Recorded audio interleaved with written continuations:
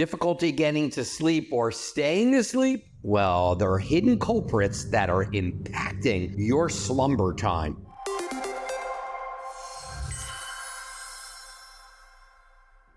Hi, I'm Dr. Mitch, and this is the Daily Dose, a Hugh Light web series. 44 years of doing clinical medicine, trained over 3,800 physicians, wrote 4 textbooks for doctors. I'm here to help you now. Now, if you like our content, please subscribe and hit that button and stay notified when release of new content comes into being. On April 5th, 2024, JAMA, the Journal of American Medical Association Network, published an article. It said less sleep is tied to an increased risk of diabetes despite you having a clean, healthy diet. Quote, sleeping 5 hours or 3 to 4 hours per day, well, it was linked with a 16 and 41% increase in risk of type 2 diabetes, respectively. And this cohort study was published in JAMA, the Journal of American Medical Association. And by the way, that doesn't even include the heart disease that also can come along with it, and even cancer risk increase. Now, also be sure to watch until the end, because I always like to give my clinical take on a hint on how you can get some good quality sleep. You'll like this because it's something you probably never heard before. Now, there are several reasons why someone may have difficulty falling asleep at night. The factors include, for example, the following. If you're stressed, well, how do you get to sleep? When you're anxious and you're stressed, cortisol is being released.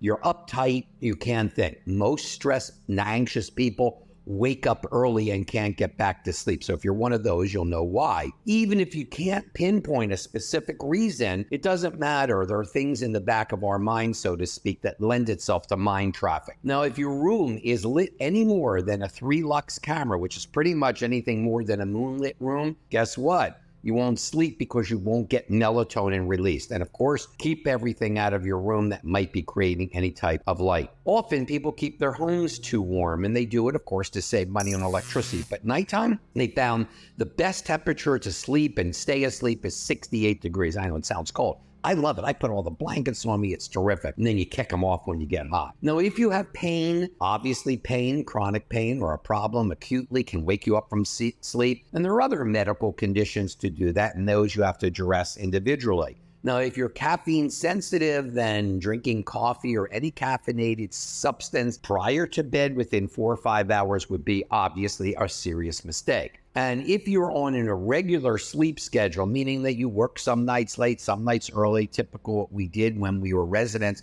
this can also cause a significant problem. Electronic devices before bedtime, that blue light interferes with melatonin production, so use the filter that's pretty much in every one of these electronic devices. And turn your Wi-Fi's off in the house. You're being bombarded with waves. Even if you don't see them, hear them, taste them, doesn't mean they're not there. Like a microwave, you don't see or hear or taste it, but they are there and they do heat things. We can imagine all night long these waves coming through into your brain. Check your mattresses. If they're not good or they're not comfortable, too hard, too soft, they too can contribute to your sleep disruption. And if there's a lot of noise in the house, in the neighborhood, that's a problem. You want a little music? Use music without words, sort of just instrumental. And of course, digestive issues can also do you in, especially if you have GERD. It's always appropriate not to eat within 4 hours of sleep so your stomach has had the chance to digest. And alcohol consumption, although it's a depressant in many people, it disrupt and can disrupt your sleep cycle. Now, for those of you who travel a lot or you're traveling, for sure, when you change time zones, it's very difficult sometimes to get your sleep pattern rearranged because the body knows the sleep-wake cycle of you. And if it's not appropriate, you'll have difficulty. And again, watch these medications, look them up, see if they can interfere with the brain. Napping too late in the afternoon can also do it. A good nap is 20 minutes. You take a nap past 20 minutes, you better go an hour and a half so that you at least go into 4th stage REM sleep. If you don't, you'll not have a good sleep. If you wake up out of REM, you'll be tired and exhausted. So if you're going to take a nap, and if it's too late in the afternoon, it's going to affect your nighttime. And of course, a lack of or too much exercise may be an issue.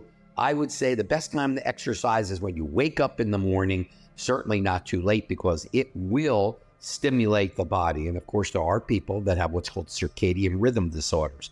In the morning, When you wake up, a specific substance called SAMe, acetylcholine methionine, is elevated. It's what gets you awake and going. And in the evening, it's melatonin. There is that relationship between the two. So if you're sleeping past 9 o'clock, yeah, it's a problem. So get up.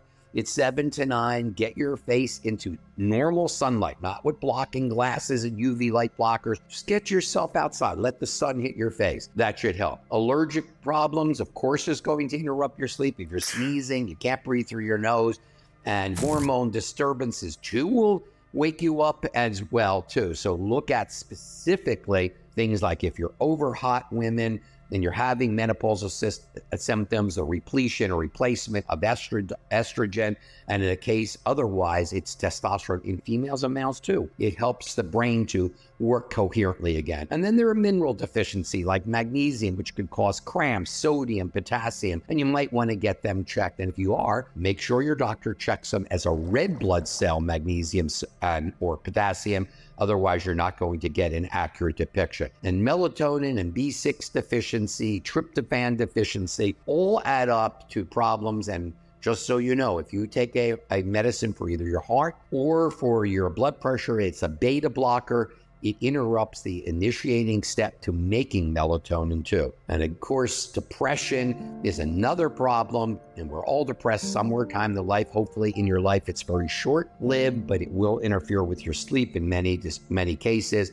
Restless leg syndrome too. So basically, finding the underlying cause, and I gave you pretty much all of them that you can look into or work with your healthcare practitioner. That's going to make your treatment protocol much easier. And pretty much so you know, any disease is difficult and can cause a problem. So poor sleep hygiene is anything from, just to summarize, noisy room, way too loud room, too much radiation in the room, late night use of the blue lights, also cause a problem, not enough melatonin, irregular sleep schedules, and all these things can throw off the body's internal clock. So look into all of these and you'll be able to know. And of course, sleep apnea is another issue. If your partner says that, hey, you snore a lot and you stop breathing, get to a sleep center.